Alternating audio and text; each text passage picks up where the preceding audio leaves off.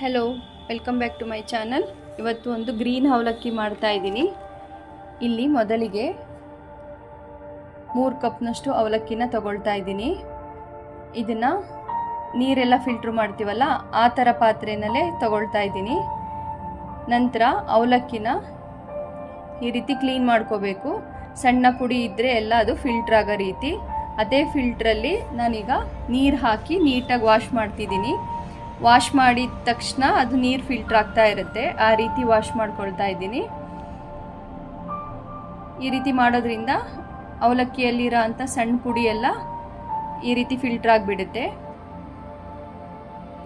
ನಂತರ ಇಲ್ಲಿ 1 ಕಪ್ಪು ತೆಂಗಿನಕಾಯಿ, ಸ್ವಲ್ಪ ಉಪ್ಪನ್ನು ಸೇರಿಸಿ ಚೆನ್ನಾಗಿ ಮಿಕ್ಸ್ ಮಾಡ್ಕೊಳ್ತಾ ಇದ್ದೀನಿ. ಅವಲಕ್ಕಿ, ತೆಂಗಿನಕಾಯಿ, ಉಪ್ಪು ಎಲ್ಲವನ್ನು ಈ ರೀತಿ ನೀಟಾಗಿ ಮಿಕ್ಸ್ ಮಾಡಿ ಇದನ್ನು ಒಂದು 10 ನಿಮಿಷ ಸೋಕ್ ಮಾಡೋಕ್ಕೆ ಬಿಟ್ಬಿಡಬೇಕು.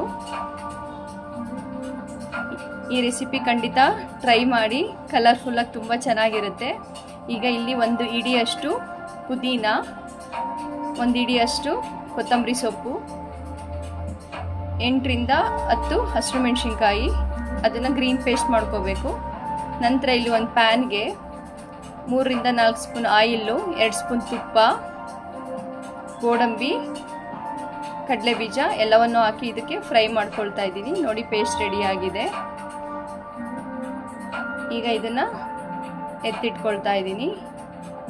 ಈಗ ಆಯಿಲ್ಗೆ ಸಾಸಿವೆ, ಜೀರಿಗೆ, ಉದ್ದಿನಬೇಳೆ ಎಲ್ಲವನ್ನು ಹಾಕಿ ಚೆನ್ನಾಗಿ ಬಾಡಿಸ್ಕೊಳ್ತಾ ಇದ್ದೀನಿ. 2 ಆನಿಯನ್ನ ಇಲ್ಲಿ ಬಳಸ್ತಾ ಇದ್ದೀನಿ.